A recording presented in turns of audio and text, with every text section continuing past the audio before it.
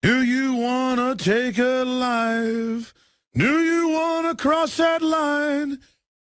Because it's a long way back from hell. Arwen, tulen ilu. Ichaer gwannar na valano sibaro no kirar.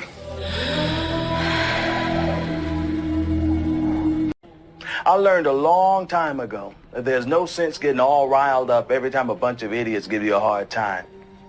In the end, the universe tends to unfold as it should. Plus, I have a really large penis. That keeps me happy. Now, what we've got here is a scrotum and nothing else. Vagina. My mind is a raging torrent, flooded with rivulets of thought, cascading into a waterfall of creative alternatives. God darn it, Mr. Lamar.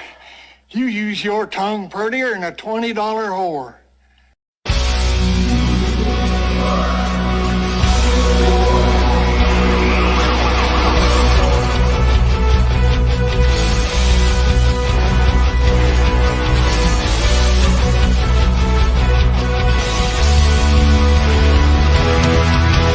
Here they come and the crowd cannot wait. Oh, hail Friday Night Tights. I apologize because I'm probably late. Oh, hail Friday Night Tights.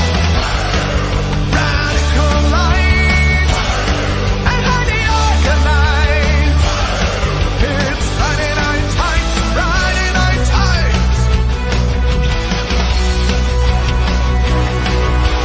If you're still not offended tonight, oh, hail Friday Night Tights. Rest assured that the chances are high. Oh, hail Friday Night Tights. Radical light and highly organized. It's Friday Night Tights, Friday Night Tights.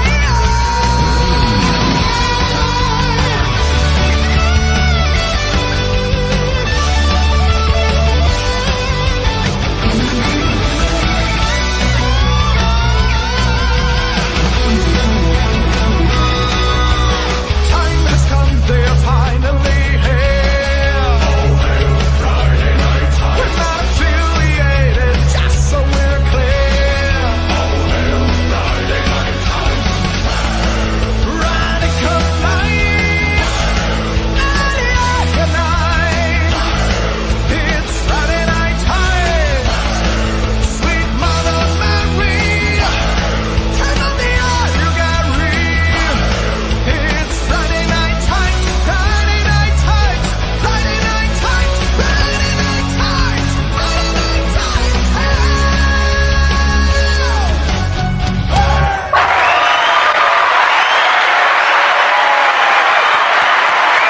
Woo, yeah.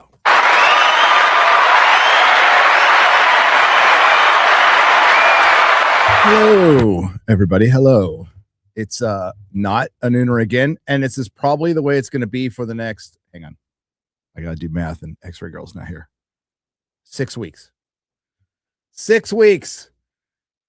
Because of Starfleet Academy. God, I'm having fun, and I'm very happy that the world is seeing what the poor Star Trek fans have been seeing for years, what they have been suffering through. Those poor people, they don't deserve that at all. That's why most of them are gone, to be honest with you. Yeah, we're a little early. I think I saw, was it it was real. I'm going up here. Real, I can't remember the name now. I'm sorry. I want to say Rich Evans, but it's not Rich Evans. Who said, for fuck's sake, Gary, quit postponing. And I apologize. I do. I actually would much rather do these. I like the night ones too, but I'd much rather have a nooner. Much rather have a nooner. But that's just the way it's going to go for a little while because video production takes priority. My headphones are screwing up. Hang on. What is going on here? Check. Okay. So yeah, that's the way it's going to be. We're going to have a Starfleet Academy a video coming out every Monday, and because they take time. I don't know if I really even need my headphones, but I like to have them. Hang on. They're dying. So I have this big operation here, right?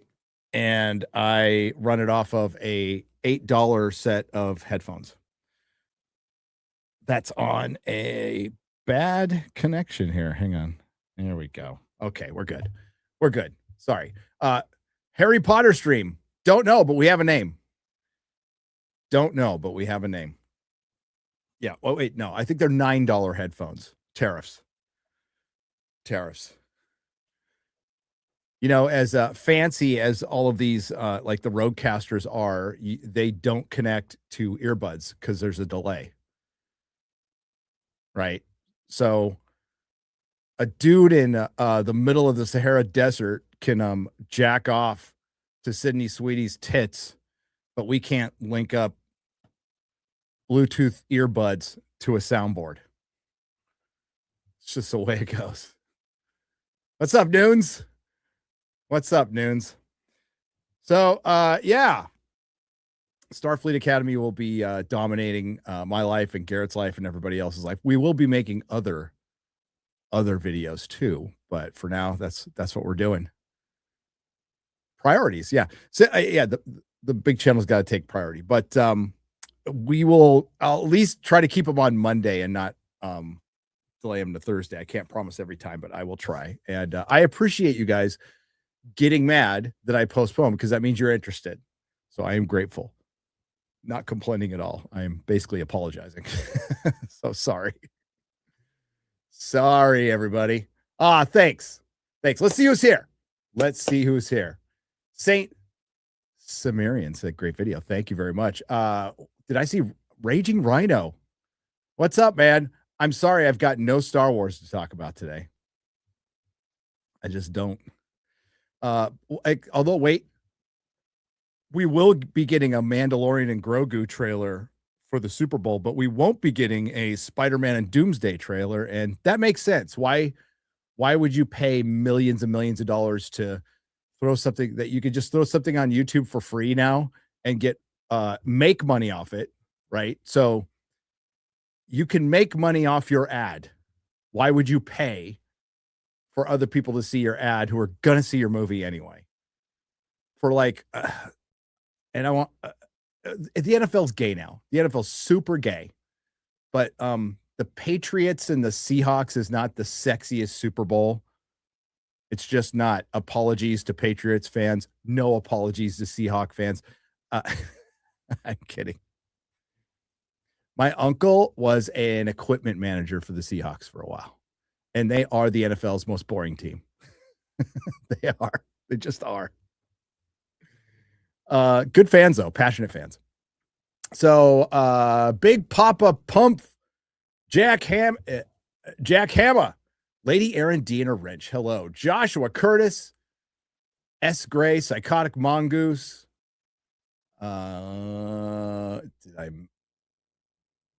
Marlon Causey, Mark Lerzeth is here. It says Christmas. I can't see the Christmas Carol. And Armando. Neil Horn is here. XL3664. I only build mechs and dusters. It's very specific. Burton Berger. Welcome. The good news is there's a really, really fucking good show out right now, which could go down as the best show of the year. And it's a great palate cleanser. It is A Night of the Seven Kingdoms, which had a great episode last night. We reviewed it. Mahler and Fringy and Ryan and Shad, we were all there. And the significant event we were talking about finally happened. I won't tell you what it is, just in case you haven't watched it. I still think you might find it like it's really good. It's they're short. They're short. So it might be best binged, but when you do that, I think you will love it. I think you will love it. It's absolutely fantastic. Acting is great. Music is great. It's shot beautifully. Magnificent editing, kind of a lost art these days with genre shows. I'm best binged Blue-Eyed Scorpio. I don't know about that. I don't know about that. Yeah, Raging. Oh, you're watching it, Raging Rhino. Yeah, it's so fucking good. As a matter of fact, after the stream, I have been waiting for this all day. I'm going to watch all 3 episodes back to back on the home theater because I watch it with Mahler, it's great watching it with Mahler and Fringy. And believe it or not, it's not like they talk over the episode. I know they like something when none of us are talking while it's on. Like we'll laugh, but we won't make a comment here and there. I'm like, oh, they like it. They like it. I will probably watch The Bone Temple when it's on streaming. Gonna be real. I'm gonna watch that one on streaming. There's nothing. The fucking theater. Yeah, I'm not going to the theater until Project Hail Mary. That'll be the first movie I see in the theater this year. There's nothing before that, and that's like a month and a half away. But that one looks really good. Looks really good. So yeah, I mean, there's your typical like it's a day that ends in Y. There's a lot of darkness going on in the world, and there kind of always is. Hollywood obviously picks and chooses what they want to talk about. The Grammys were insufferable, and I've talked about it before. I'll talk about it again. Rick Beato made a video about 2 weeks ago. I think it's a great video, and I think it talks about more than just music. It talks about our culture, but he compares the nominees for best song for the Grammys from this year to 1984. And it is sad. It will make you sad. Particularly with the fact that like 3 or 4 of the songs are just samples or just straight up ripoffs, and they're all written by 6 to a dozen people each. And that's what Hollywood's turning into. Hollywood's turning into the same thing. You watch Starfleet Academy, there's 21 producers. Now, how many of those producers are involved? Probably not half of them. You should have 1 or 2 executive producers and a producer. That's all you need. That's all you need. Yeah, Rick Beato. I went down the Rick. I've always been aware of him, but I watched 2 hours of his videos. He's really good. He's really good. It's a really good channel, man. Really good channel. Highly recommend it. He's doing okay. He's got like 5 million subs. But great communicator, good storyteller, gets his point across, pretty authentic guy. I like him. That's the kind of YouTuber I like. And I saw our boy AJ. I haven't seen the interview, but our boy AJ was interviewed by Tucker Carlson. Well, it came out today. I don't think the interview was today. So I'm going to watch that. Hail AJ. We love AJ. But yeah, it's just been so the Starfleet Academy reviews, I've decided to take a long time with them and kind of play with my food, because some of the retardation, there's so much of it. This is why the Picard review has to wait, because it would take 2 months of all of my attention to do it, because there's so much retardation packed into one episode that we miss stuff. I was talking to Az today, and Az is like, I got to make another video because there's this whole other thing that I didn't talk about. And he said, oh, it's the Klingons are basically on the brink of extinction. There's only 8 houses left. They were on one ship, which had a catastrophic mechanical failure, and it crashed. But then there's other Klingons rolling around, and there's 35 other ships. So they said, this is the last ship. This is it. This is the last 8 houses. And they're going from refugee camp to refugee camp accepting help, but they won't accept a free planet, although they will accept help, charitable help, as far as refugee camps, which makes no sense. And they had one ship, but then they had a leader and ambassador who looked like he was doing fine, didn't look like he was starving or anything. Oh, and then they had like battle cruisers. They can't keep up with their own continuity. And this is not the first time this season they can't keep up with their own continuity. So the good thing about doing episodic reviews is I can take all the stuff I missed and put it at the end, which I'm going to do. We might even do like on my final review, I might like do a top 10 dumbest things in the season. That might be kind of fun. That'll be tough. But as Disparu and Dave Cullen are doing God's work out there, so watch all their videos. They're really fun. And yeah, it's kind of it's like what The Acolyte was. It's the final thesis on and written by Kurtzman-Trek, right? About Kurtzman-Trek. And they are writing their own eulogy, but in this case, it's a eugoogly. They're writing their own eugoogly, if you know what that's from. If you know, you know.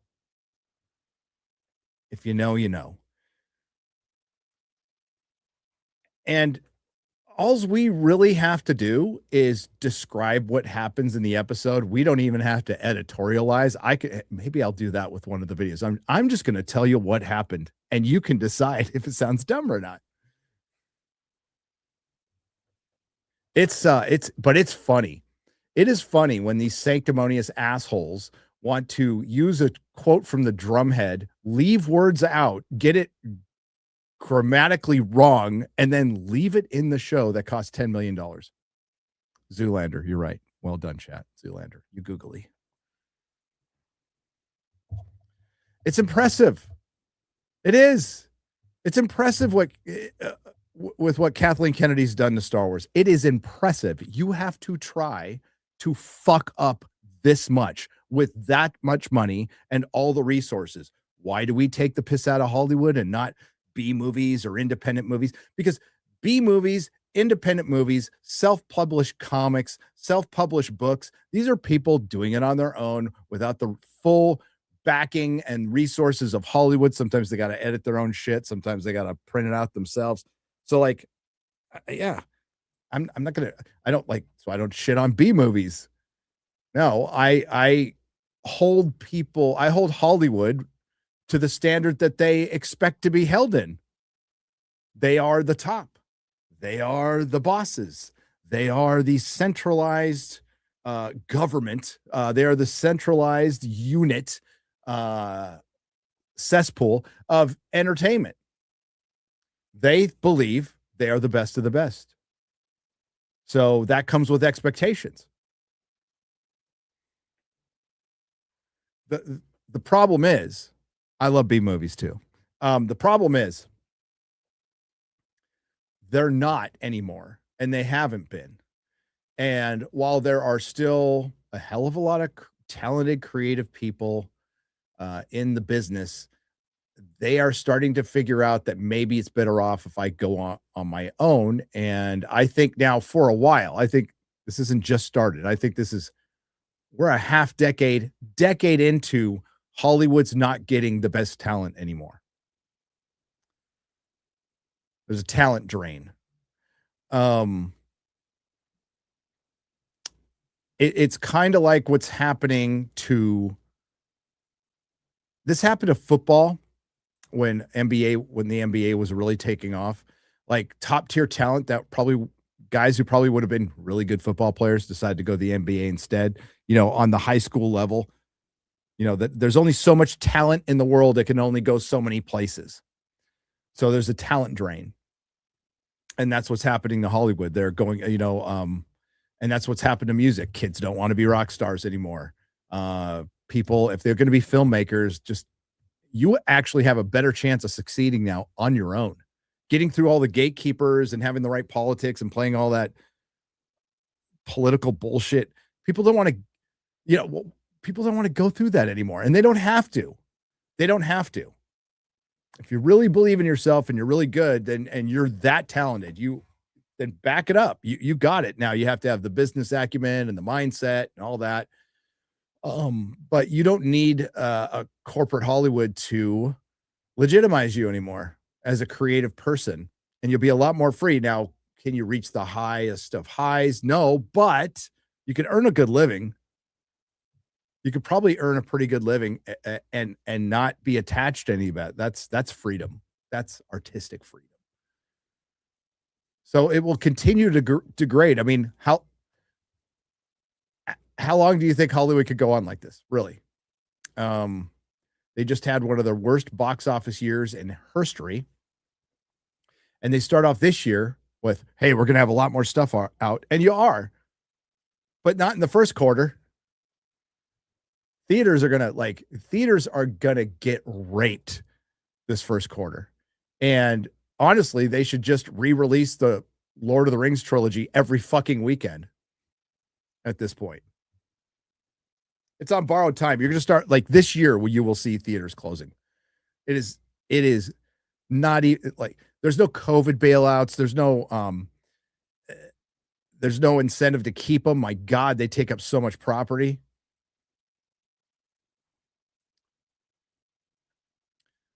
Why did they cast Will Poulter as Supergirl? Oh God, come on, Millie Alcock is. She doesn't look like Will Poulter. Maybe like she looks like his sister. No, she's cute. Come on. It's not going to be her fault that the Supergirl they decided to adapt is a Tom King story. The only thing good about the art in that Tom King book is really good. The story is shit, but the art's really good. But it's Tom King. Tom King is like a one-trick pony with his storytelling. A one-trick pony. And, it's also a rip-off of True Grit. But to be fair, comics do that all the time. It's fine. It's fine.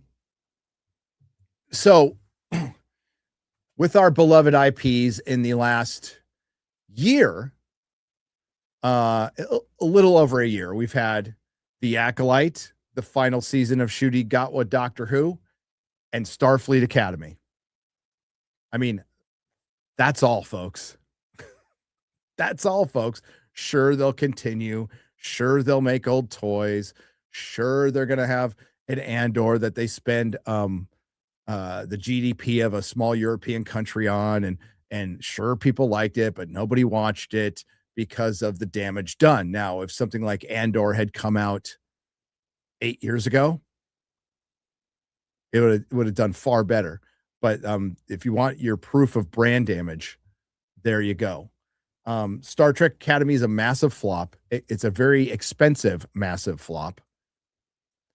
Even Paramount's, I believe, trumped up numbers are only 2 million people watch the premiere, which means, and that's 2 episodes. So you have that for the next episode, and then you start taking down percentages each time. And it could be anywhere between 15 to 30%. And then we don't know what a view is. 2.1 million views. Did they watch the entire episode? Probably not. I would say 15% of that 2.1 million watched the entire episode. And I don't think I'm far off on that one. So they're going to have to cancel it now or when it's done. They should, you know what? They should never let season 2 see the light of day, at the very least. Children of Disney, the Jeffrey Epstein story. Oh, that is dark. And 10% of that was YouTubers. B-Buster, you are correct. And you know what? If you're thinking about starting a YouTube career, this is your opportunity. Go get him, Tiger.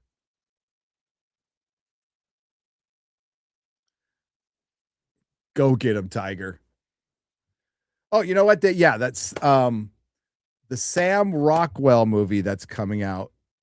Have Fun Don't Die or whatever. That's coming out soon. That looks fun. It's not gonna be like a blockbuster, but that movie does look fun.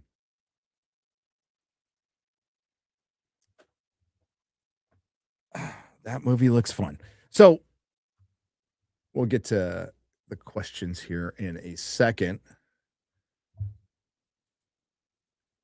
But I want to see if there's anything else. I saw a bad TV show and I saw a good TV show, like a really good TV show. Let's see. Don't care about that. Don't care about that. Oh, I'll save this for tomorrow, mostly. We'll talk about it a little bit here. Lapido, what's her fucking name? Oh, I don't know. As possibly Helen of Troy. It is not confirmed. I'm waiting for that to be confirmed. Would I be surprised? No. But Zendaya is playing Athena. That's bad enough. That's bad enough for the Odyssey. But I'll wait till that's confirmed. But I wouldn't be shocked at all, and nobody should be condemned for calling this shit out because look, I mean, Snape is black. Speaking of Snape is black, John Lithgow did an interview. Casey Bloys was out there talking about all the Harry Potter stuff that's going to come out and Game of Thrones stuff.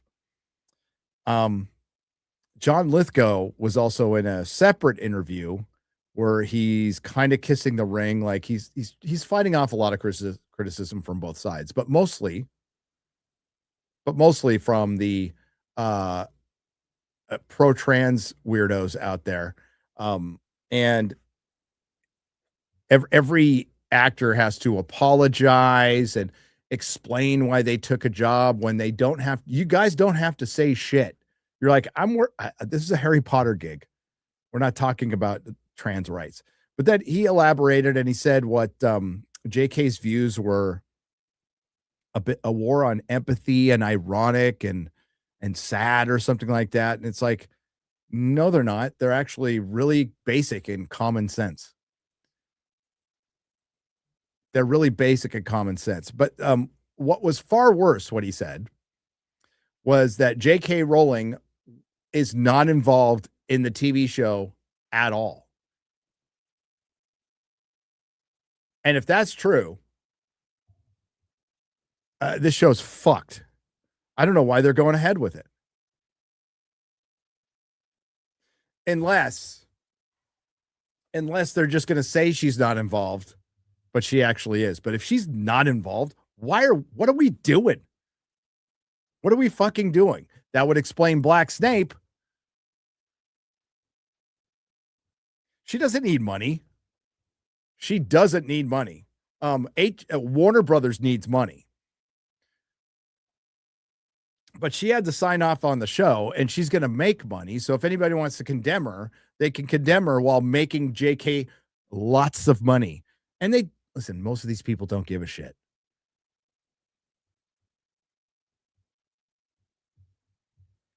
But we'll get into that because, like, I tell you right now, two things that could possibly be shit shows in the future are the Odyssey with Nolan fans fighting history bros. And then if Nolan goes fucking woke with his casting, that'll add a whole new layer. And the other one that's going to be a giant shit show in the fandom for multiple reasons that you know. I mean, I already messaged the guys and I said, this is going to be Star Wars meets 9/11 is going to be the Harry Potter show. It is going to be the Harry Potter show. And it was the simplest of layups. Just cast it properly, adapt the book as close as possible, make mountains of money. Mountains of money. It was so fucking easy.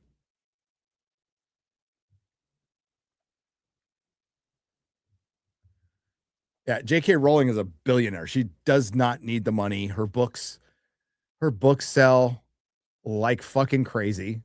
And she's reprinting them. And go to Barnes and Noble. What author has a giant section? Oh, that would be J.K. Rowling.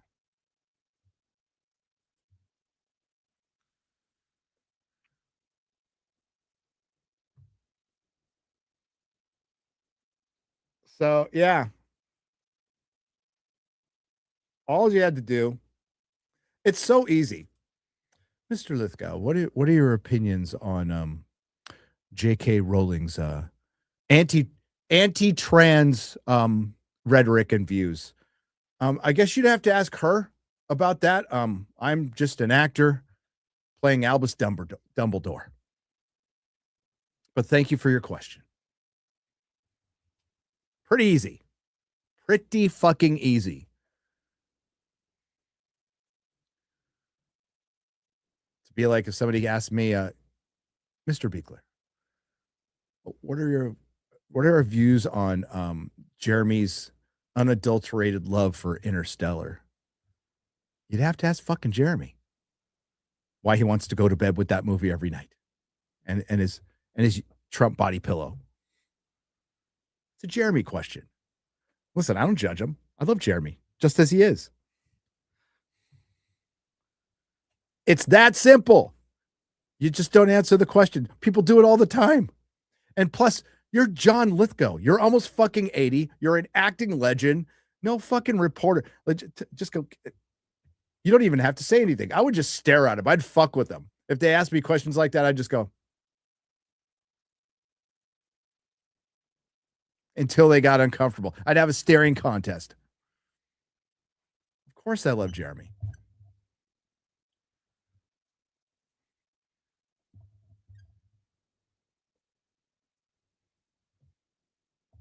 By the way, meetup.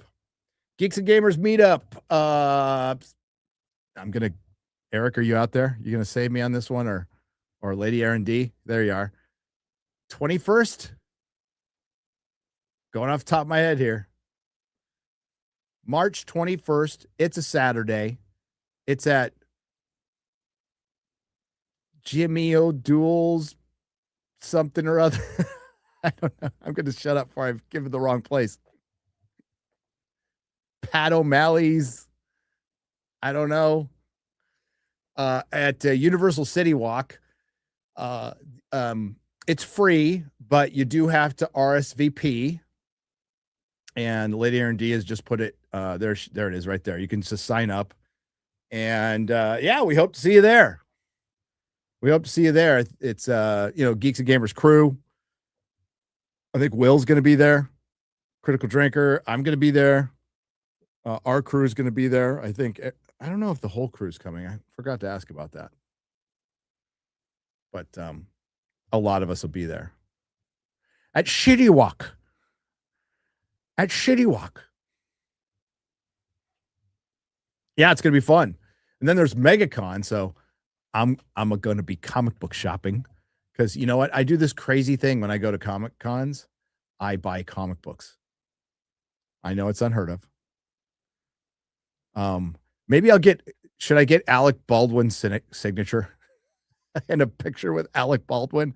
And I could be all.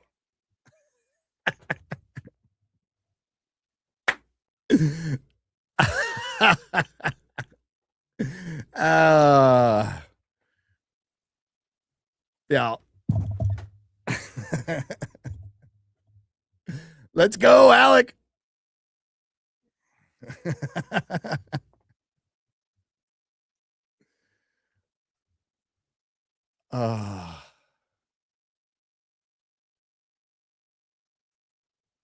Alec Baldwin.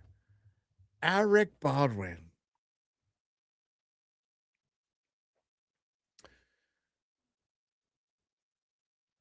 Alec Baldwin. I like the Shadow movie. I do. Wish there was more Shadow in it, but I like the Shadow movie. I haven't seen it. I own it, but I haven't seen it in a while. No, dude. When we were fan casting Batman before Tim Burton's came out, but we heard Tim Burton was going to direct before he picked Michael Keaton. My pick was Alec Baldwin to play Batman. Him or Tom Berenger. See, okay, when I was fan casting before Tim Burton was picked for Batman, and yes, me and my friends talked about this all the time. My pick to do a Batman movie was John McTiernan and Tom Berenger as Batman. I think John McTiernan directing a Batman movie would have been fucking sick.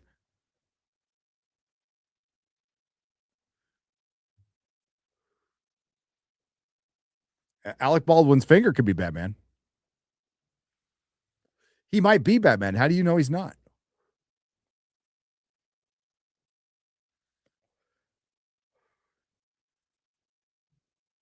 That's retarded. Well, that's probably why they didn't do it. I mean, remember, I was like smoking bowls every day and fucking high as fuck.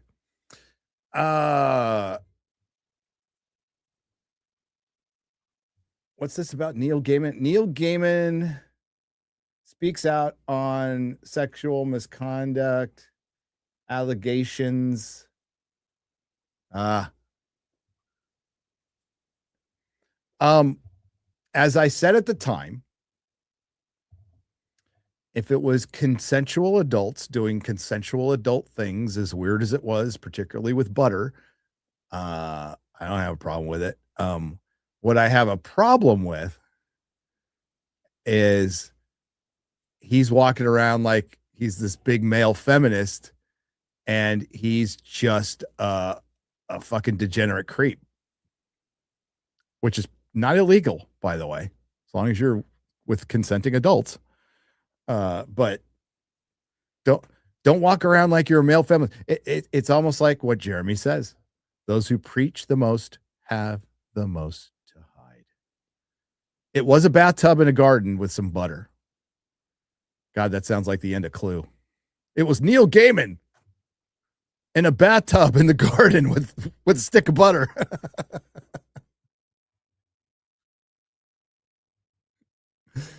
Oh, was it Amish butter? I don't think so. Amish butter is pretty good, though. Oh, it's sick. It's sick. But he was married for years in a very open marriage to Amanda Palmer, who has, I mean, I'm not even kidding, hairier armpits than I do. But I did like the song Coin Operated Boy. That's a good song. The Dresden Dolls weren't bad. They weren't bad. Great drummer. It was grass-fed butter. What?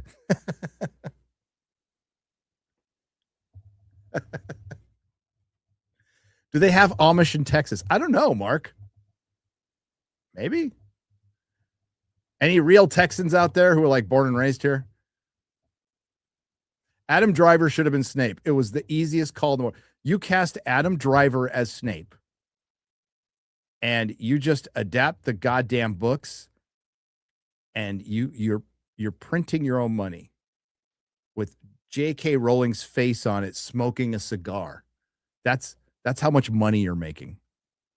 Action figures, calendars, T-shirts, sheets, curtains, fucking dude wipes, Harry Potter dude wipes, like everything. It would have been huge. It's still going to be pretty big, but I don't think they're getting it done annually. I think it'll take 15 years.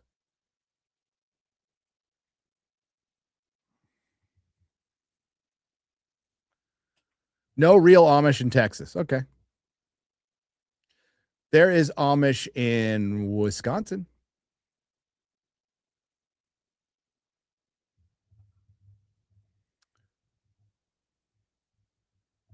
There is. There's Amish in Wisconsin near our house up there.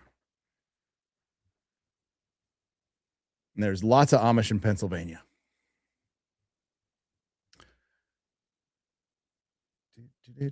All right. Hey, let's answer some questions, shall we?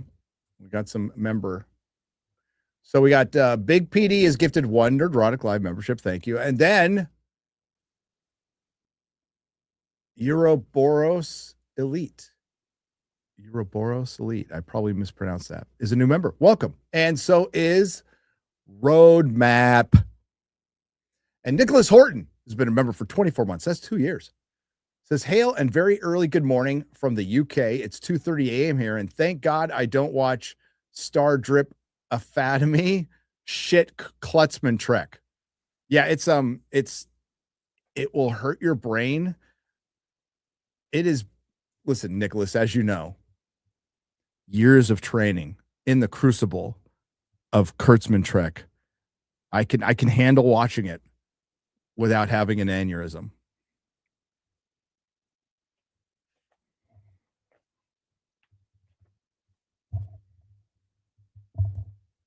Oh, the Space Newports.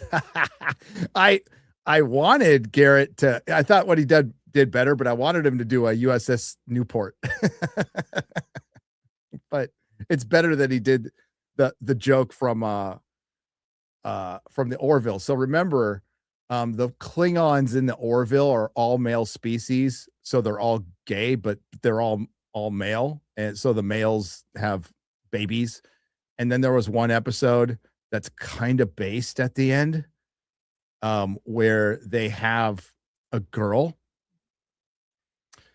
and the law is to basically make it a boy and transition it. And I think it doesn't end happy. It doesn't end happy because they end up doing it, right? They end up not being able to stop it. But it did raise a lot of questions. It was like a way more Star Trek episode than anything Star Trek. But it's mostly used as a joke. Like, there's an episode where a tardigrade sells some porn, and they load it in the ship, and the ship gets a virus. It's fucking funny. It's funny. It's funny. Babylon 5 is top tier. Yes, it is. As I've said before, I was like a DS9 Star Trek fucking snob when I was younger, so I wouldn't give it the time of day. And it wasn't until I started doing the channel, but it's like, you got to watch it. You got to watch it. It's got an arc. It's great. It really was groundbreaking TV and blah, blah, blah. So I watched it, and you guys were right. I was like, man, that's fun. And I rewatch it all the time now. And I know, Matthew, Stargate.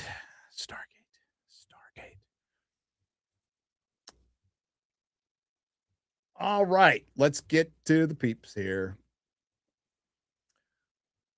The Lori Kirk for $10 says, my first donation. Kaplan, make Klingons great again. You mean Kaplan? We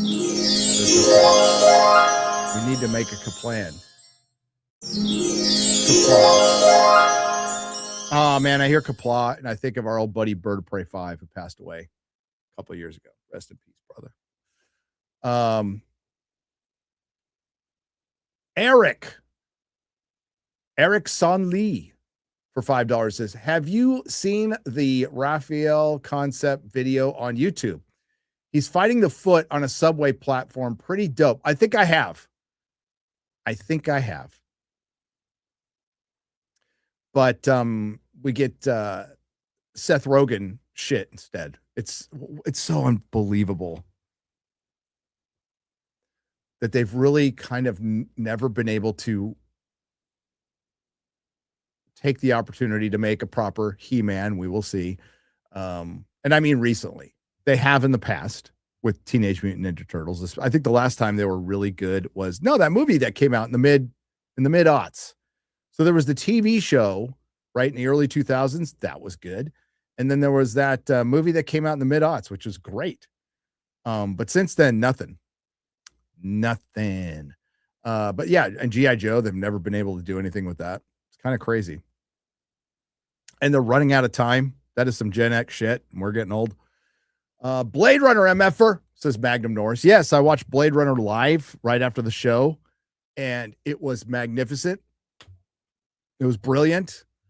I love that movie so much. I love all the versions of it. I do. And this debate has been going on for years, and I know what Ridley Scott has said, and I know what Harrison Ford has said. Deckard being a replicant doesn't work in any way, shape, or form in the story. By the way, he's not in the book, and it just doesn't work. Now, if you want to see, I'm fine with is he or is he not having the question and it never, ever, ever being answered. But if you think about it, well, he wasn't stronger. Got his ass whooped. And you think if they made a Blade Runner to hunt down Blade Runners, replicants, he would be able to take them out.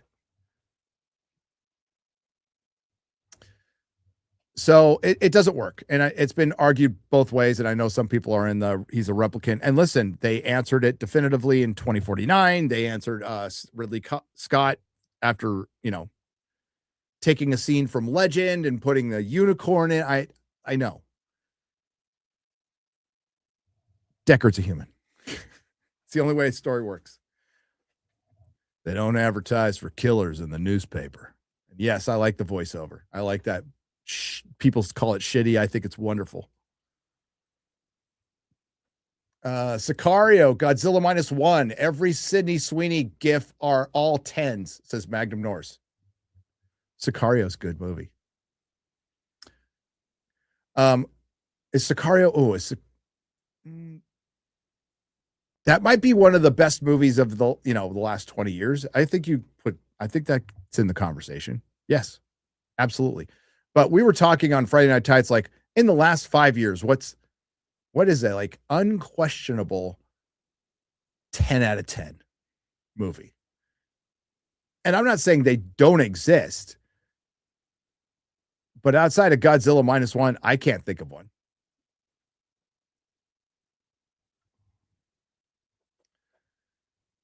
Matt Kindig for $4.99. Gary, since you have a hot date, why didn't you just go with your wife and have Spock sit for? I should have done that. I should have done that. I was thinking about doing it for the halftime show for the Super Bowl. What do you think? It's probably a terrible idea, but what do you guys think? Top Gun Maverick's close, but I wouldn't call it a 10 out of 10. I'd call it a 9 out of 10.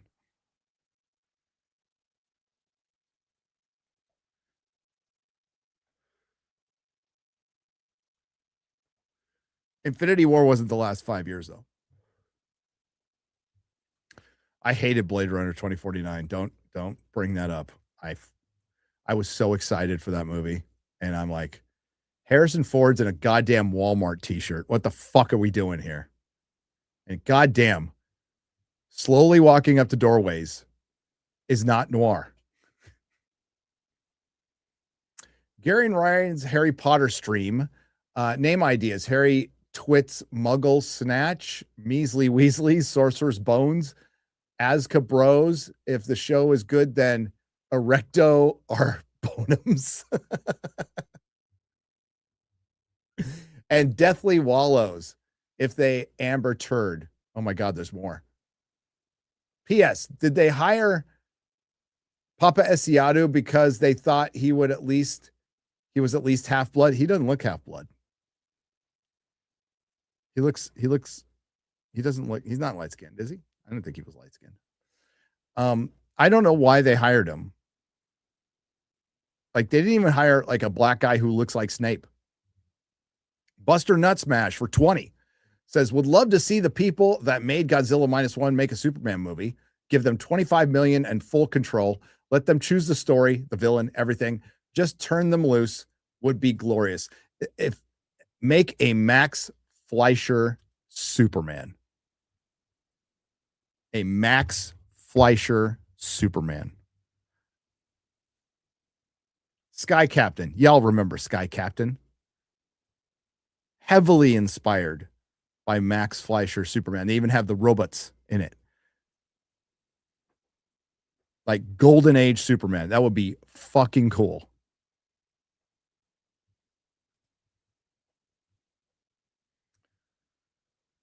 Last week, episode 3 of Starfleet Academy ended up watching Homefront, Paradise Lost. The week after episode 4, I watched the best Klingon app ever, The Way of the Warrior. The Way of the Warrior. Hell yeah. Jeremiah Shallerhorn for $4.99. Did anyone on the panel watch the new animated Star Wars trailer, Shadow Lord? I don't think anybody did. Because none of us, I don't think any of us watched the the Darth Mauler trailer. I can't wait to see Mauler's movie. I can't wait to see Mauler's movie. Yeah, I'd much rather watch Darth Mauler than Mauler. Magnum Norris for 20. Star Trek question was a trick question. I like a Chinese anime, you American.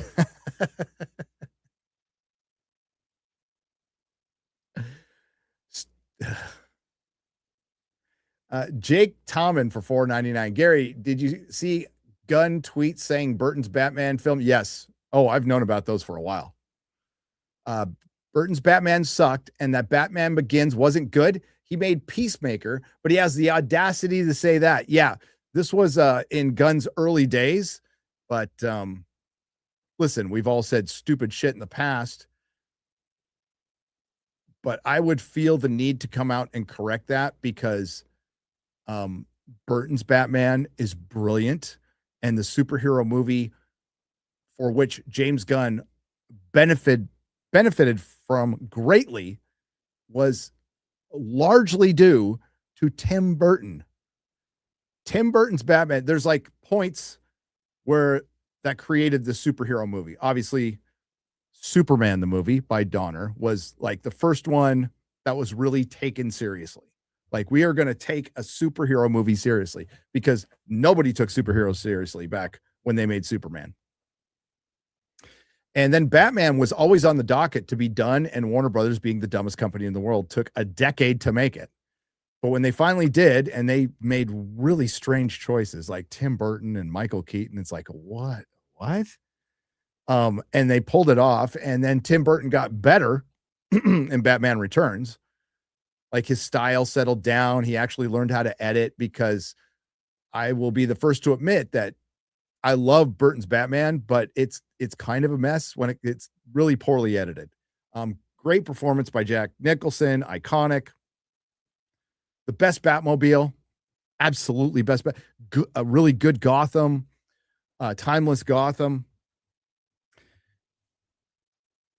And it's orders of magnitude better than your Superman, Peacemaker, and pretty much every other movie you make. Save Guardians, the first Guardians. And then there's Batman Begins. Batman Begins, my only criticism of that movie is they had all that time to figure out how to have Batman turn his head, and they do the same thing with his costume. It's like, what? So not a fan of the Batman Begins costume. It looks like a rubber mess, but I love the movie. Absolutely love that movie. Watch it again and again.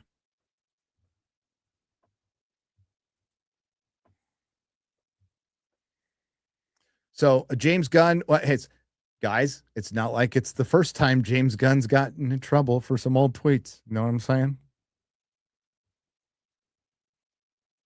As bad as like talking shit about Batman Begins and Burton's Batman is, and that's bad.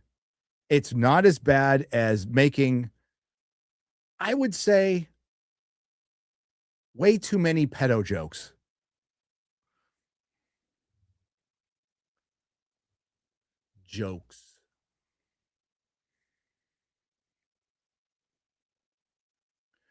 But I think Gun is done. Man, that's a video title. Like, it's already, like, thumbnails are already made. Gun is done. I say 2028. And the only superhero movies that will be of any significance will be Spider-Man and Batman movies.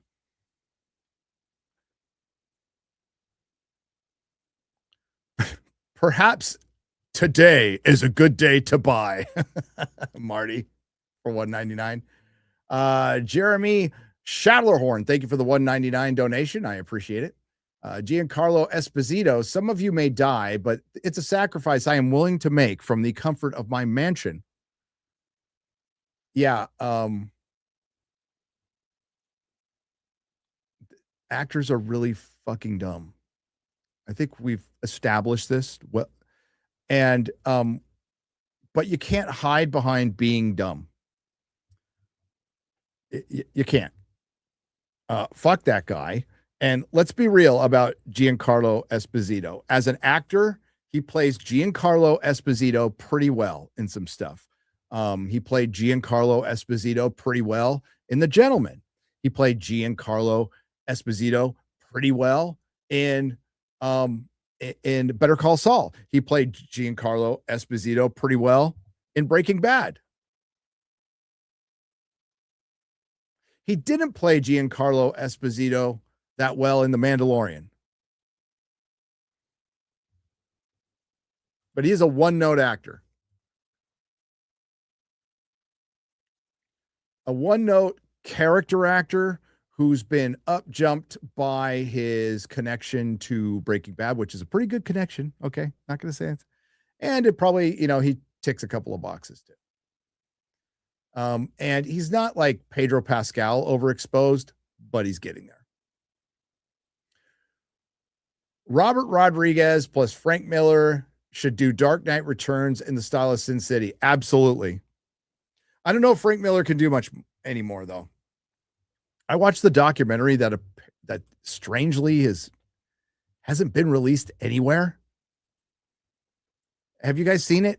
So it had a very limited release, and I went and saw it. And I don't know if it didn't get distribution and it's not on streaming or anything. It's kind of odd. But it's a really good documentary. It's a vanity project, but it also shows like how fucked up Frank Miller is. And it was from drinking and drugs. He's got like this hunch, and I think maybe he had a stroke. I don't know. Yeah, there was a Frank Miller documentary. It came out about a year and a half ago. I took my kid to it. And it's good. And he's sober now, right? But a lot of wreckage of his past. It's affected his work. He still draws, but like his style has gotten looser and looser over the years, and now it's not good. I love the man. The reason I love comics as much as I do was his Daredevil run, like blew my fucking mind. It's one of the greatest runs, if not the greatest run in comic books. And then he comes back and does Born Again, and that's even fucking better with David Mazzucchelli, who's just a goddamn genius. I miss comic art like that. I just do. Mazzucchelli is master comic artist. Not overly detailed. His like every line counts. And it's got a flow and it's got soul. It's just so fucking good. It's like Darwin Cook, may he rest in peace. I have a Darwin Cook page. I remember buying a Darwin Cook page. And like I marveled at how clean it was. Wasn't filled with all these little sketches. It was just like his first line done.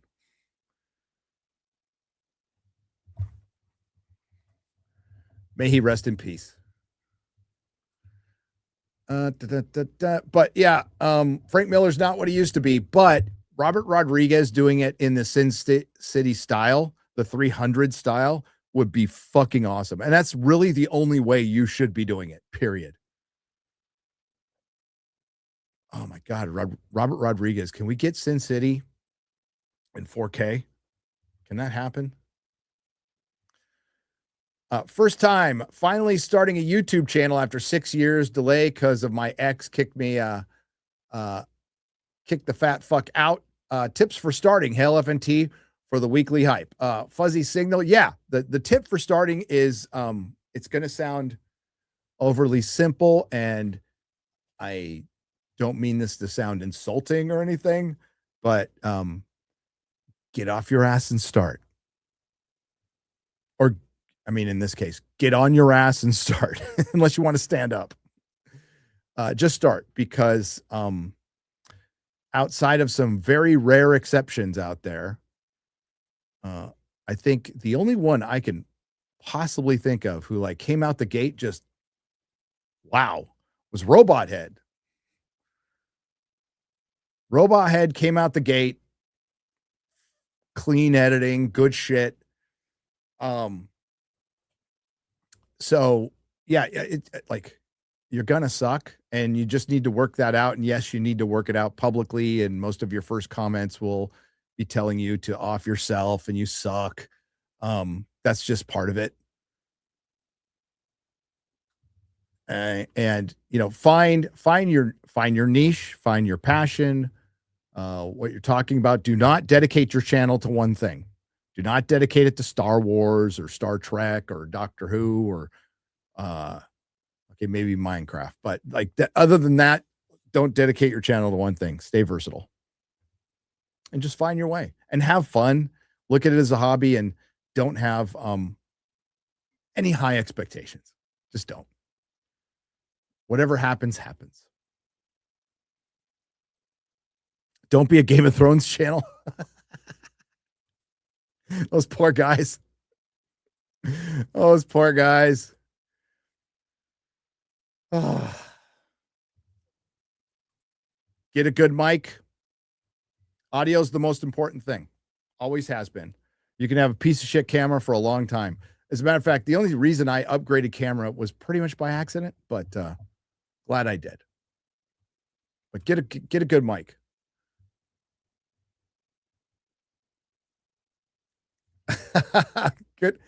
Good advice, okay?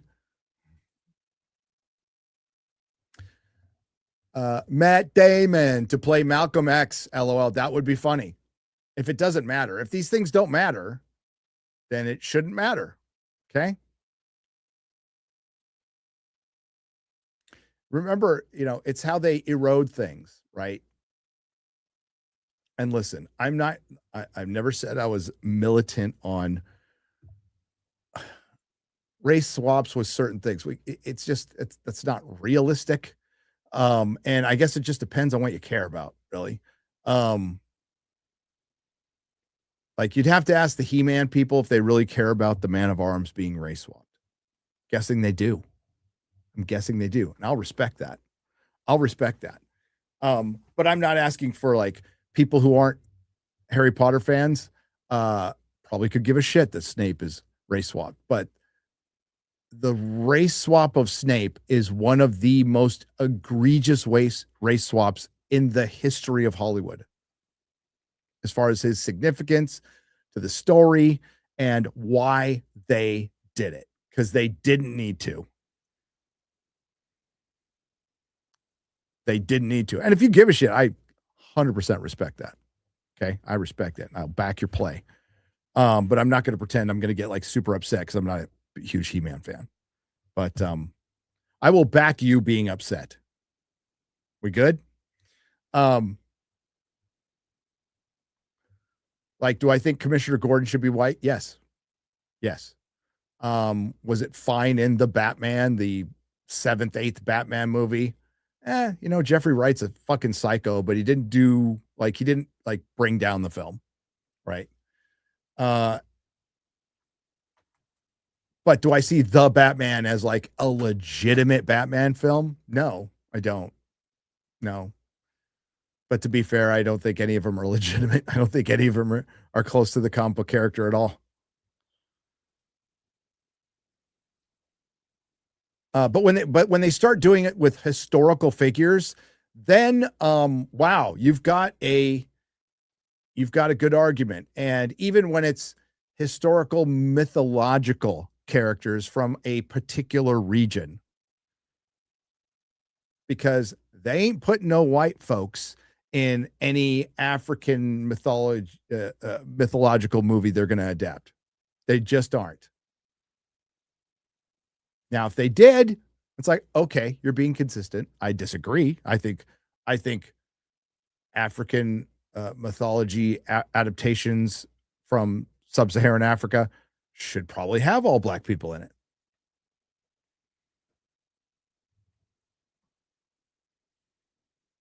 But they're really busy being upset about a light-skinned Black Panther. Another Hollywood strike. Let's fucking go, says TJ Jordan. So there is the possibility of a strike, and I think it's greater than Hollywood wants to admit. And it's because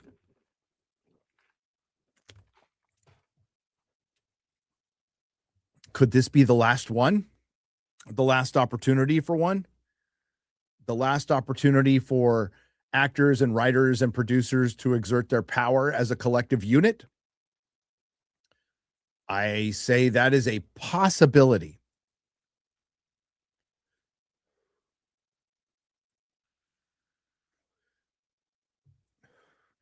Who was it? God, I wish Neon was here. Was it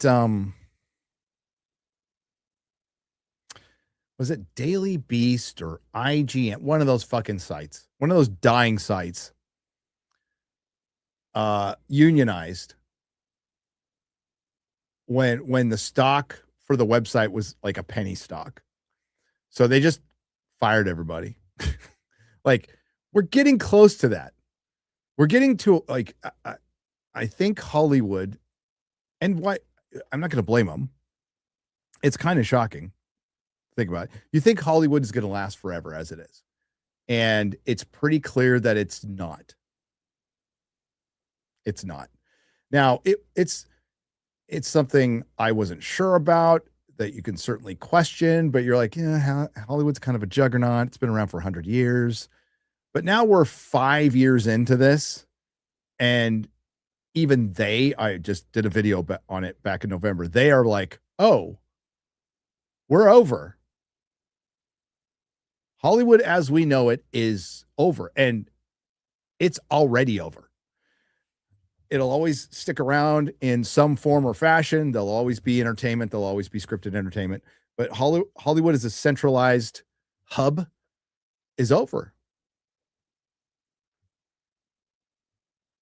The productions they aren't going up. Productions are not going up. They are going down 5 years in a row. Yes, it's the Deathly Hallows on my hat. This is a Deathly Hallows hat that my wife got me. So I think a strike is real. And what I heard is, I don't know what the Film Actors Guild has said, but the Writers Guild wants, or maybe I got it the wrong way. Maybe it's the Film Actors Guild that wants a 5-year contract. I don't think the studios are going to do that. So when they're going to negotiate, which is any minute now, you're going to be negotiating with a studio that's for sale to what you see as the second biggest enemy, Hollywood, to AI, which is Netflix, whom you will all be working for at some point. Good luck with that. Has Steve Rogers' decision to stay with Peggy in the past been confirmed by Marvel to be predestined and resulted in a new timeline? I always thought it resulted in a new timeline. That's a good question, TJ Jordan, for $10. As far as I know, based on what I've told without knowing every single detail of the plot, whether it's a new timeline or not, Steve Rogers' decision to go into the past, which I don't care if it has repercussions. I don't care they're trying to fix it. Goes against every atom of his character. Causes the incursions. It's got something to do with the incursions. It's got something to do with Doctor Doom. It's got something to do with basically the universe imploding, right? So I don't know if it's a different timeline or not.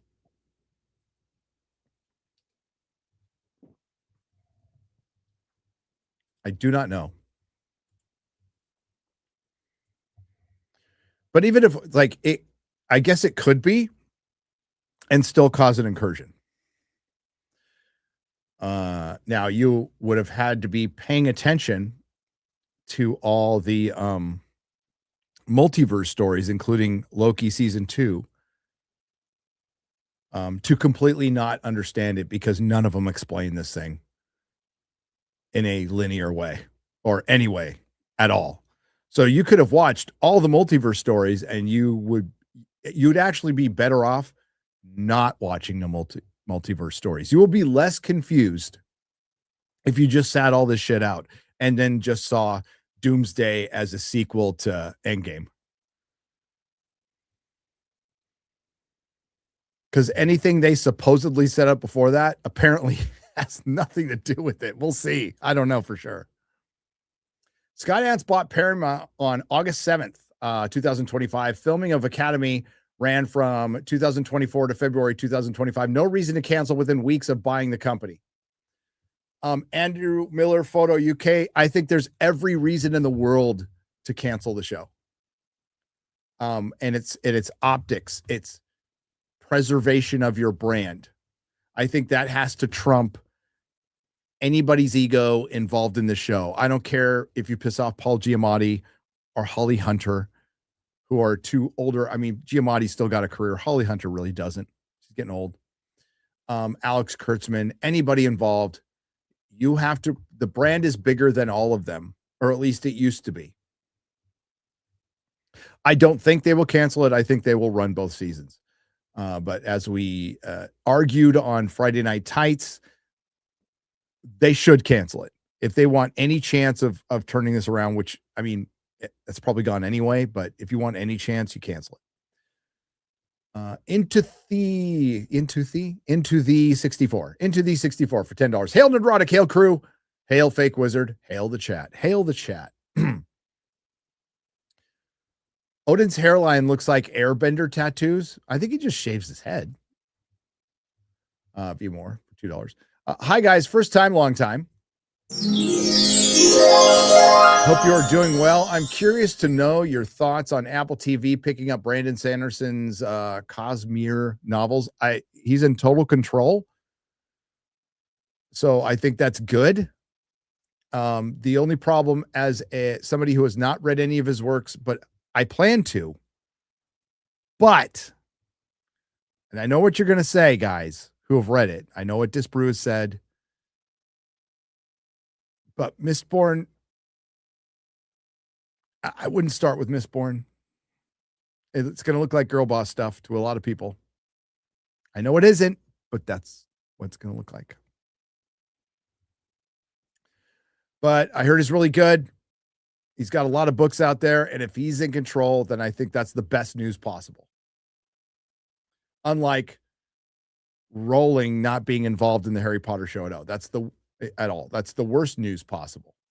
Please tell me P Plus is going to shit can this after this season, and they are going to hire someone worthwhile to take on Trek. There's rumors of those conversations are already being had, but I do not know. And you would have to let it sit. You'd have to cancel this and then wait 5 years. You couldn't just like roll out a new Trek. And you'd also have to wipe out the Kurtzman Trek timeline completely, which I don't think they'll do. They should. That's what needs to be done, but I don't think they'll do it. They seem to be creating a world where heterosexuals do not exist, wish casting that there is no one who would not be interested in any queer relationship by their own sexuality. MJ Bull 515 for $10. And that still bothers a lot of people, and it really shouldn't. Okay. I'm guessing queer people get disgusted by straight relationships. And I don't want to see two dudes macking. I just don't. You know, it's like I'm not saying they can't somewhere else, but I don't want to see it. I don't want to see it in fucking anything. It repulses me. But seafood repulses me too. Doesn't mean people can't eat seafood. Starfleet Academy is so rugry, says Wayne Andrews. Said Noga Naga. Well, she's gonna work here anymore, says War Van Eagle TV. Noga Naga. Noga Landau or Naga Landau. Naga have a job much longer.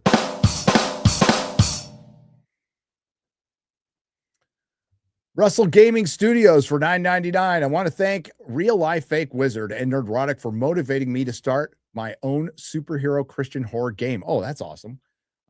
You guys make me work hard, and I couldn't get far without you. Listen, Christian horror or Catholic horror, Christian horror, you know, basically Satan and demons is the best. Absolutely the best. Exorcist, come on. Engage. Just say engage. 4 Knots to Nowhere for $19.99. SA, Starfleet Academy, has been a whole new.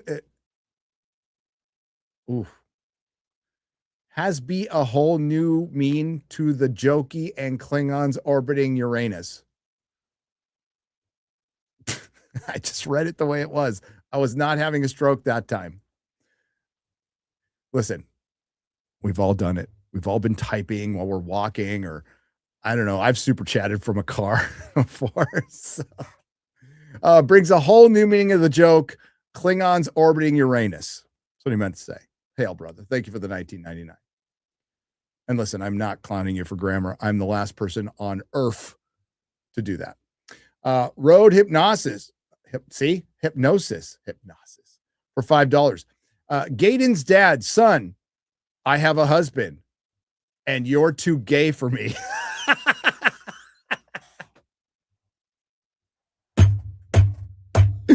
That is good.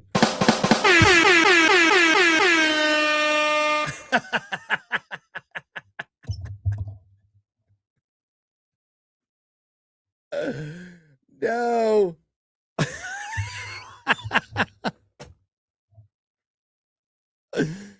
Oh my God.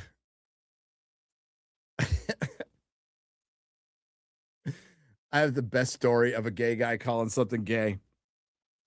So I'm in London in 2003. My wife is teaching a Vidal Sassoon class. She was flown out there because she was like in the top 1% and still is of hair colorists on the planet Earth. So they flew her out to teach a class, and I just tagged along.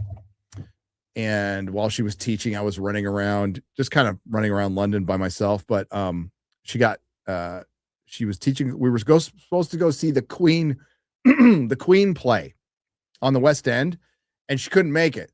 So I went with Charles, the hairdresser, who was also there for the Vidal Sassoon class. His name was Charles, and he was gayer than 4 guys, fucking 5 guys. Very out and proud gay boy.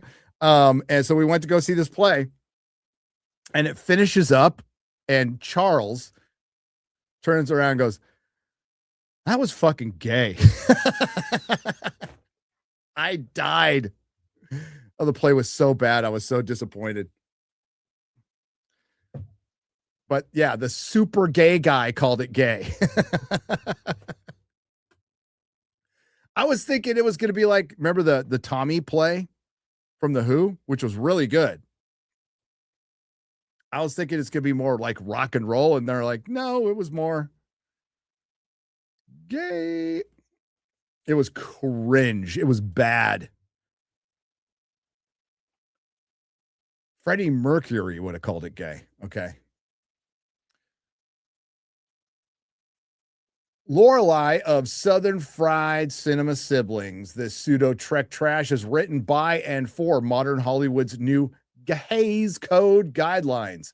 In the ongoing war on masculinity and male competence, give our channel a shout out. Go check out Southern Fried Cinema Siblings. Thank you, Lorelei. Thank you. Go check out their stuff. And yeah, our detractors would say, you keep talking about white replacement and male replacement. It's like, yeah, you know why? Because they're doing it. If they weren't doing it, I wouldn't talk about it. And I wouldn't be citing evidence of it.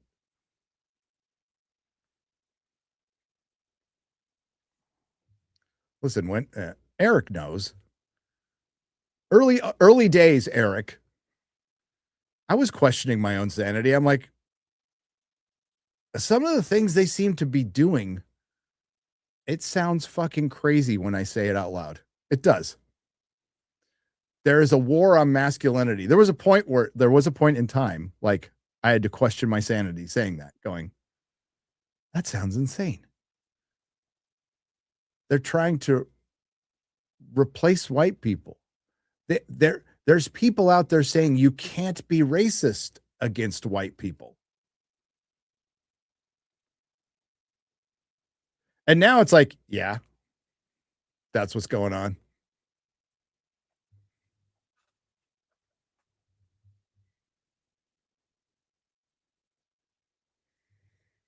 It's exactly what's going on. And then we, early days, Lady Gravemaster dug up DEI before people even knew what it was fucking called. And it was through the Roddenberry Foundation through Star Trek. And it was a think tank funded by Gene Roddenberry's son and the foundation to put out a set of guidelines for the new era for the modern audience on what you can and can make in a TV show. And this is where we got certain things like you can't be racist against white people. You can't show handicapped people overcoming their handicap because that is ableist or whatever the fuck it was called. LGBT, there needs to be, they took the Bechdel test seriously, which even the lesbian author of it said it was a joke. It goes on and on and on. Percentages of representation and overrepresentation. It was a guideline for all of it. And you know what? Every fucking DEI department, I don't know if they took it from that particularly, but it echoed everything I read in that. And that was years and years ago.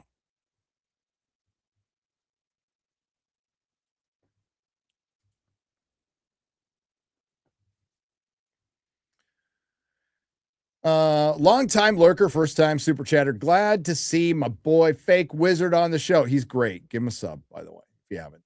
Trek is truly insufferable. Thanks for watching it, so I don't have to. Not that I would have. Hail. Thank you, Canadian Slapshot. The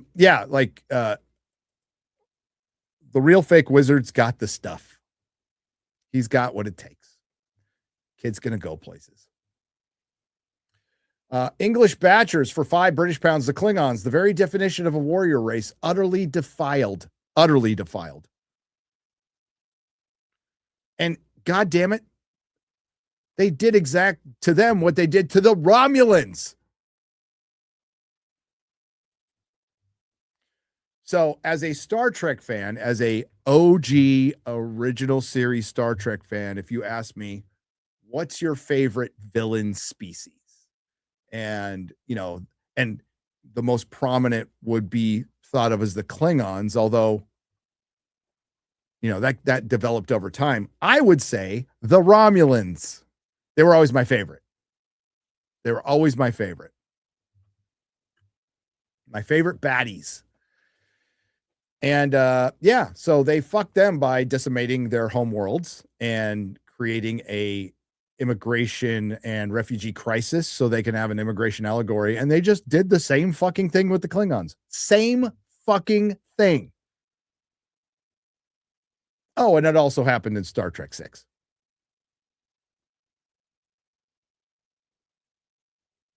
And Star Trek, like when Star Trek 6 came out, it meant something. It was the fall of the USSR.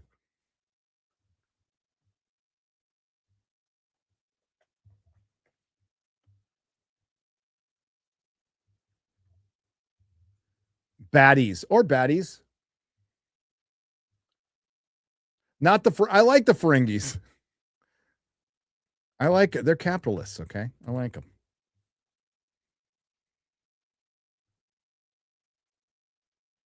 Unogs. When I was 10-year-old kid, I read the tech manual for the Enterprise D. I loved it. It made sense. Are there any writers out there even bother putting the same effort and care as a 10-year-old boy? Vandals. No. And you don't have things like, hang on just a second. You don't have things like this. I have something close. I have a visual aid. Visual aids. Talk amongst.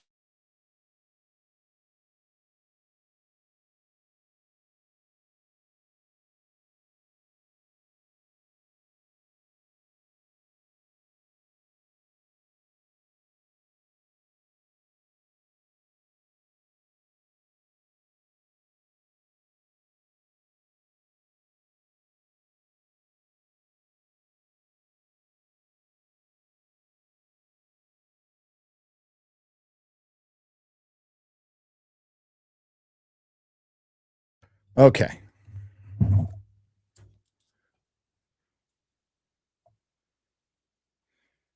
You don't have stuff like this.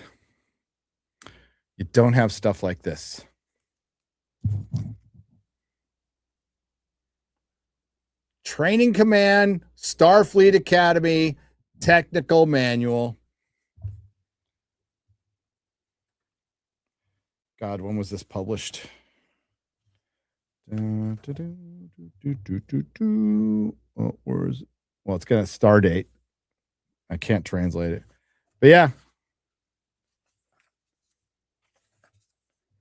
Articles of the Federation. Little fucking dorks like me were reading this shit. Starfleet headquarters.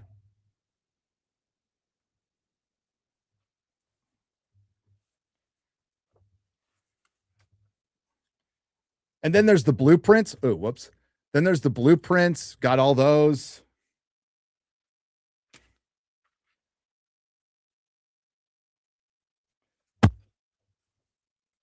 Course tracking element. Velocity time relationship. You know, back when they like this show encouraged kids to think. It encouraged kids to think. Kurtzman Trek encourages people to self-harm. I would Nyla Shadow, yes. I would love to see the Discovery technical manual. I almost want to make one. Nyla Shadow, I almost want to fucking make one. It would be like the retard manual. I'd love to see a Discovery technical manual explain the roller coaster turbo lifts and pinball machine shuttle pod launchers. I want to know how they fit 1,000 shuttle. How they fit 1,000 shuttles in the Discovery, and how did the like fucking Red Letter Media like banger video is Star Trek Discovery in a nutshell. Watch that video.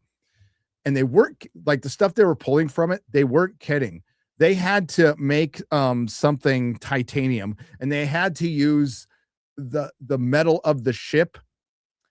So they just sent out tens of thousands of robots to cut up half the hull to make something. And it's like, you won't have a ship left. None of this makes sense. But you saw the size of that bridge in Starfleet Academy. I mean, that's a hangar. I would love to see their technical manual.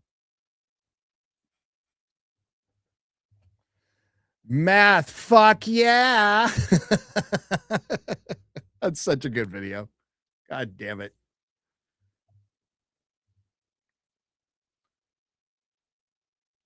I know they think we are cringe, and I don't give a fuck. I don't care.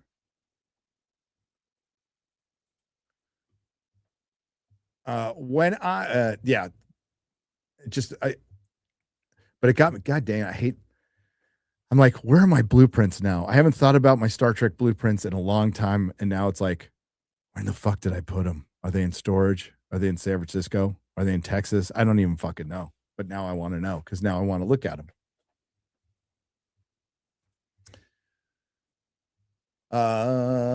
SA really makes my STD burn flare up. Fuck my life. Yeah, I kind of miss like when every time Star Trek Discovery came back, I'm like, STD flares up again. What do you say about SA? Nothing that would probably be appropriate. SA drives up in its white van again. I don't know. Klingons are cucks now. Yes, they are. Compare this to what Worf endured for the sake of the Empire. Star Trek Money Laundering Academy. That's yeah. Kip real for 10 British pounds proper money. The Klingon ridges are too smooth. There are no fangs, and they've lost the rugged, intimidating look. Klingons were always shown as ambiguous skin tones, no matter race, actor. Yes, they are coded white and black now. They are coded white and black. So they, and I think the writer of this show was black. So having two fathers abandon the son, it tracks.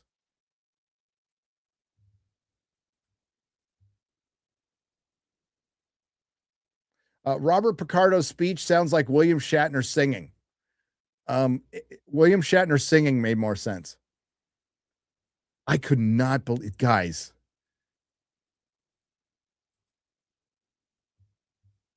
That's the biggest fuck up in Kurtzman Trek.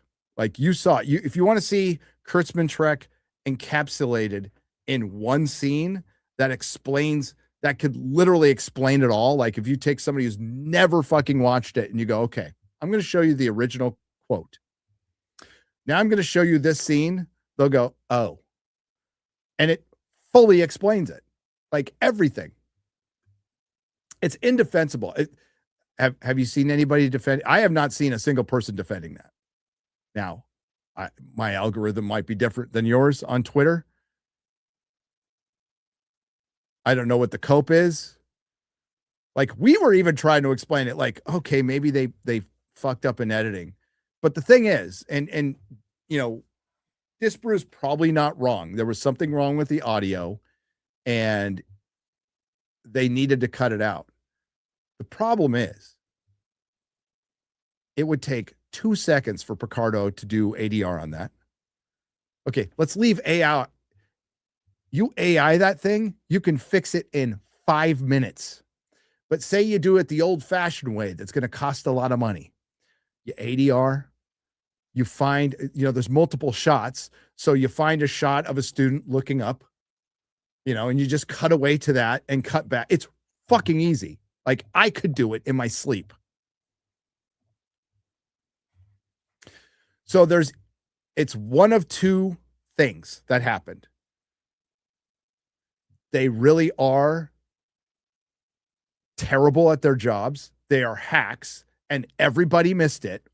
Or somebody caught it, but they didn't have the desire or the desire to fix it.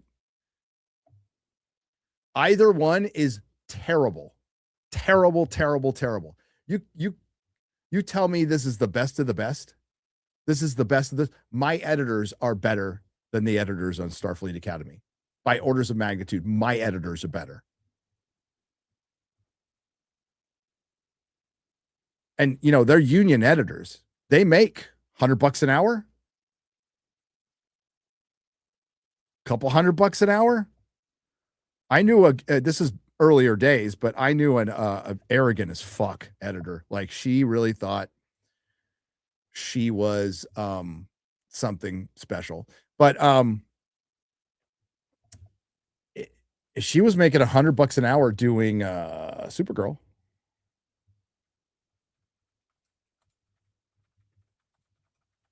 For the first 2 or 3 seasons, maybe more. She went to the same she took the same video intensive class that I did. So and she was like their number one graduate that they always brought back and spoke because she was editing Supergirl.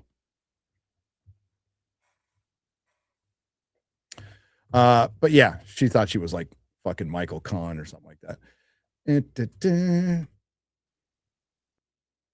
Also, Doctor Who, which died in the Capaldi run. Mark Bernard, I'm not going to argue with you. I love Peter Capaldi as the Doctor, but his shows were, some of them were fucking woke trash. And the first person calling that out, like prominently, was Dave Cullen. Darth Gavel, I am Charlie Kirk for $2 says, for fuck's sake, cancel Kurtzman Trek. For fuck's sake. Michael David for 20 Australian dollars. Hail, this one's worth a super chat. I have some very interesting pyramids, Gobekli Tepe, sacred geometry math that needs smarter minds than mine to confirm. Help. Well, you are barking up the wrong tree, my brother. But I could probably get you to somebody who would be much better at figuring it out than me.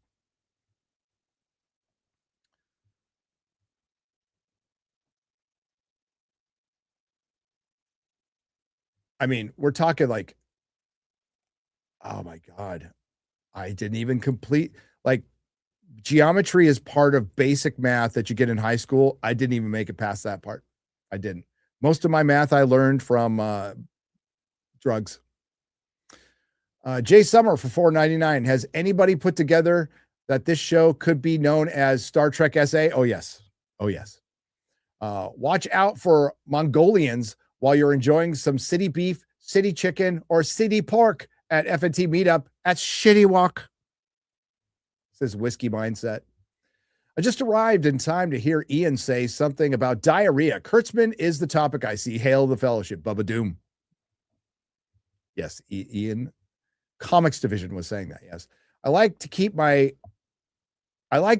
milk white. Ryan, that's a quote. That's an exact quote, actually.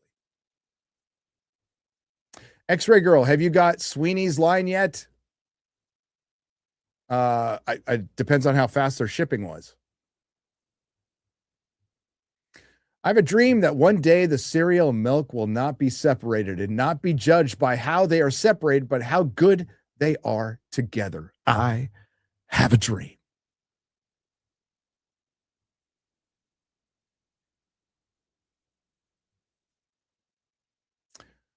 I was just listening to, on my walk today, I was listening to Stormtroopers of Death. I want some milk. Here.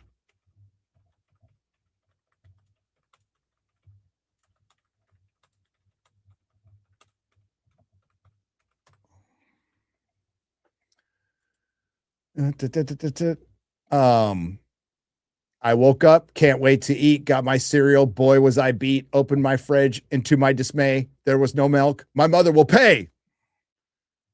I want some milk. My coffee grows cold. I want some milk. I should have been told. I wish I had some goddamn milk. My Cheerios just ain't the same. I wish I had some goddamn milk. Too bad the milkman never came. This is their tamest song on the album, which is called Speak English or Die. Stormtroopers of Death. So it is a skinhead singer with anthrax, basically. Came out in the 80s. I don't think they can make that album today. Here, I've already read the lyrics. Let's read the lyrics to Speak English or Die. We won't get in trouble.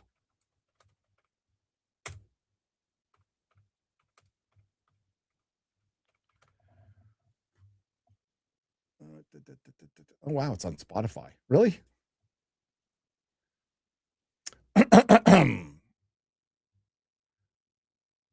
Speak English or Die produced by Scott Ian.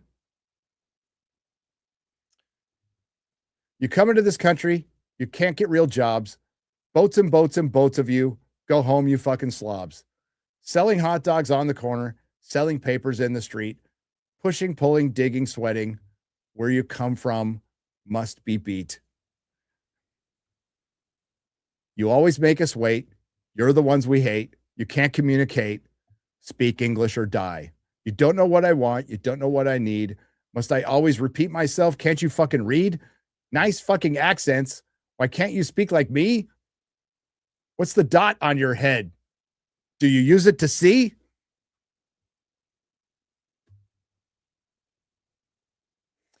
You always make us wait. You're the ones we hate. You can't communicate. Speak English or die.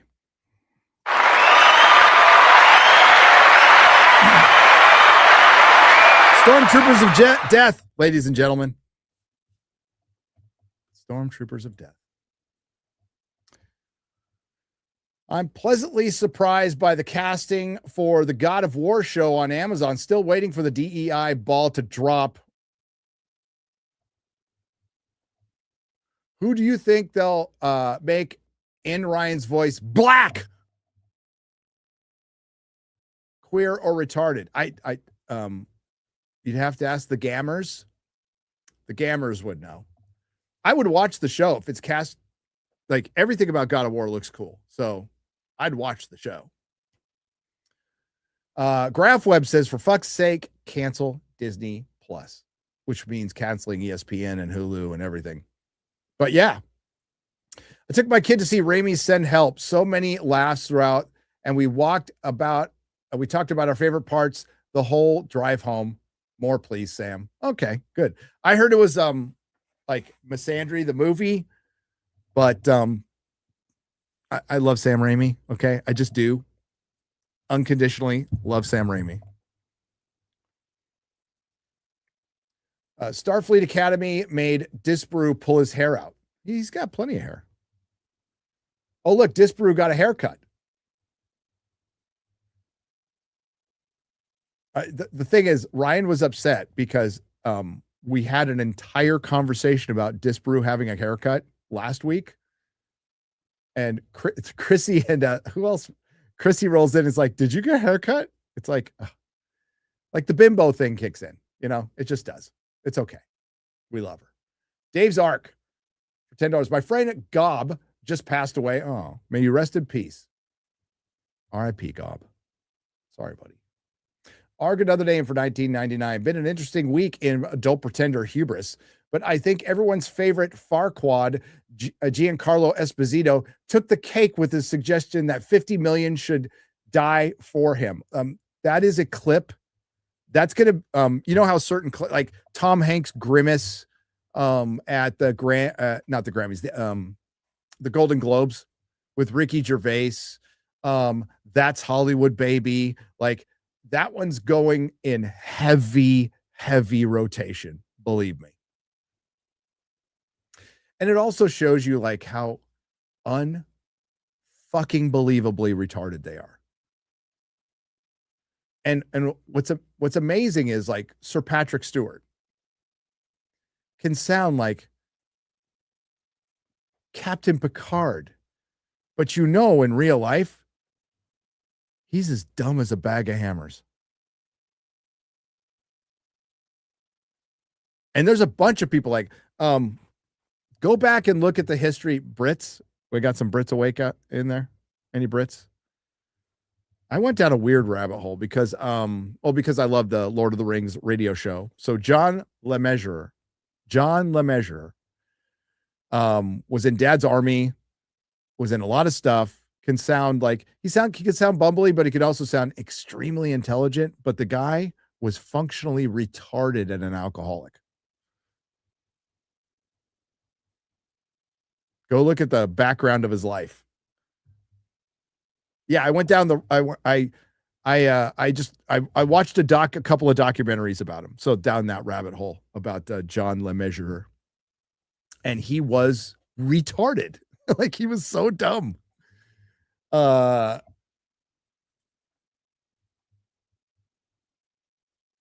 The Az cameo on Night of the Seven Kingdoms episode 2 was great. I don't remember an Az cameo. You mean as the? No, I don't remember. Y'all need to play Alien RPG. It's good shit, especially when you can play destroy space commies. Hell yeah. Special Ed, The Final Frontier. These are the voyages of the Starship Shortbus. It's 10-episode mission to entertain strange new tards, to seek out new lows and new humiliations, to badly go where no SJW has gone before. That would be into quality, by the way. Thank you, Arg, another name, for $19.99. Kaloth for $2 says, happy unbirthday, Az. Yeah. It's not his birthday anymore. Fuck him. Just taking a moment for Catherine O'Hara. She was a mom we all knew from the 90s. Schitt's Creek was a wonderful swan song. She was great. She's in Beetlejuice. Best in Show. SCTV. SCTV was fucking brilliant. Pound for pound, better than SNL. I said it. Canadians are cheering, but I said it. People remember the great skits of, I watched SNL every Saturday for 20, 25 years. And while there are some great sketches, 75% of each show pretty much sucked. It just did.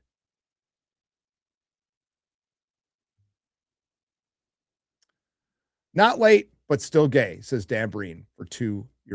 But yeah, for sketch shows, there's so many more I would take over SNL. Eric, you remember everything. Remember the Fridays?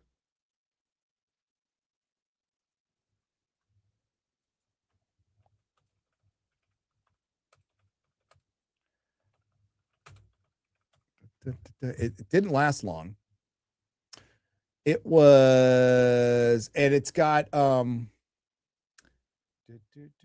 it only lasted 2 years. Michael Richards was in it. I remember the Fridays. And then there was Mad TV, In Living Color.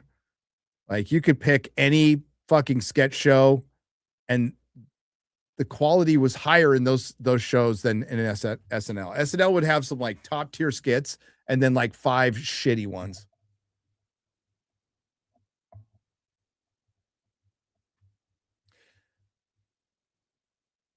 Kids in the Hall is, well, I mean, Monty Python is the greatest, period. End of story. Not even questionable. But Kids in the Hall, pretty fucking close. Sausages. Love Kids in the Hall. Love Brain Candy. Graham Gallagher for 5. I already read that one. Awesome to see Real Life Fake Wizard. Love your content, and thank you for the coverage of Switch 2 Shills last summer. Also, Gary, you need to get our Hills Hurt on the Night of the Seven Kingdoms coverage. Anyway, God bless you. Maybe we did. Yeah, that's a good idea. It's not a bad idea. I mean, it's crowded, but maybe for the finale, we bring him on. How's that sound? Are you ready for Harry Potter and the Half-Blood Pimp? Papa sell yo ass. I'm ready. Hail FNT, thoughts on Odessa Azion backing out of an acting role because the character is Mexican and she was white. I appreciate it. The most accurate actor to the character is in my opinion. I wish more okay, so she backed out because she is white and the character is Mexican. I would like to see that the other way. I would like to see a black actor say, I know you cast me at Snape, but he's not white. So I'm going to say no. I don't need the headache, and I know why you're doing it. You don't think I'm the right person for Snape. If Papa Esiato actually has it in his brain that he was fucking hired entirely, I'm not saying a little bit of skill wasn't involved, but entirely on merit and his skill, that just shows you the ability of the human mind to rationalize anything, because that is utterly ridiculous.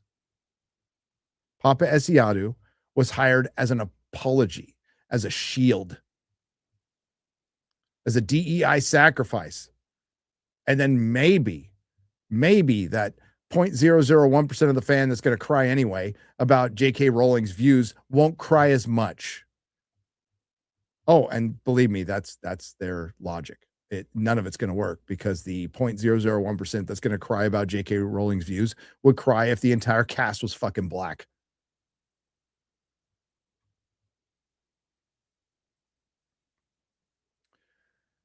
Casting director for the God of War series for Amazon deserves raise, but I know I have no hope for Amazon. Disbrew and Shad, what hope is there for Storm Mist series with the progressive decline he is on? Oh, as far as Sanderson, I don't know enough to comment, but I have heard people say that he has been kind of going down that road.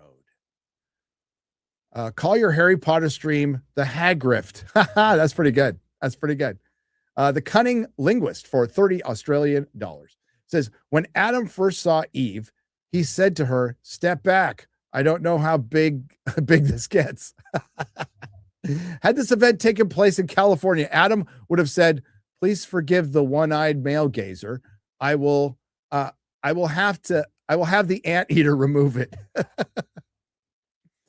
PGMD, thank you for gifting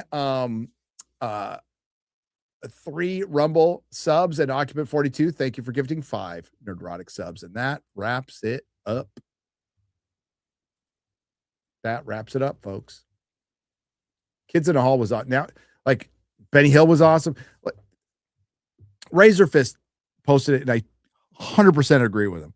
Just pick a sketch show, and it's better than SNL pound for pound. It's not saying SNL didn't have great moments and it didn't create great movies and it had some of the greatest skits ever that are memorable and iconic, but that's all people remember. As somebody who watched all the fucking shows live, I remember just going, oh.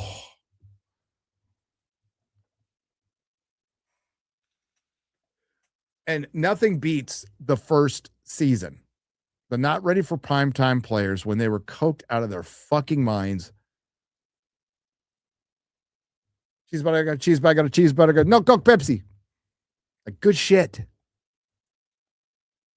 Rosanna, Diana.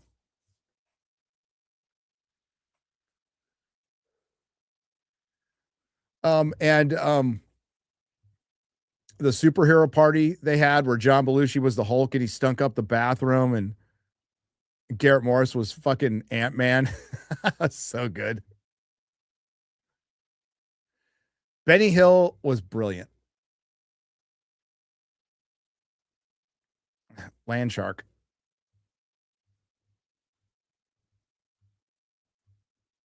We got some great movies at SNL, though.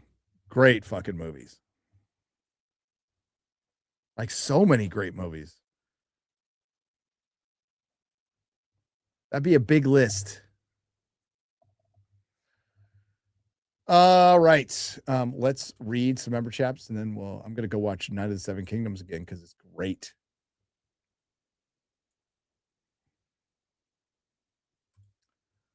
Anti-Zero Space is a new member. What's up, brother? Oh, he gifted a membership. Thank you, brother. Zadok is a new member. Shasta Terrapin is a new member. Welcome. And Mark of Reality, who's been a member for 2 years. I got HBO Max to watch the new Game of Thrones spinoff, A Night of the Seven Kingdoms, but I only got through half of episode 1, and I'm stuck binge The Big Bang Theory. What are you doing? Stop. Do not watch the show that destroyed nerddom. Oh, God. Mark of Reality. Bless your heart, but go watch It's Always Sunny in Philadelphia. I don't know if it's on Max or not like that, but like, you want to watch a good comedy, go watch that. Go watch that. But you watch what you like.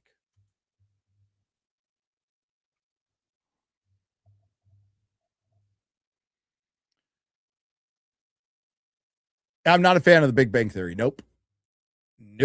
Not at all. Or go, you know what? You're on HBO Max. That's right. Watch Silicon Valley instead. It's fucking amazing.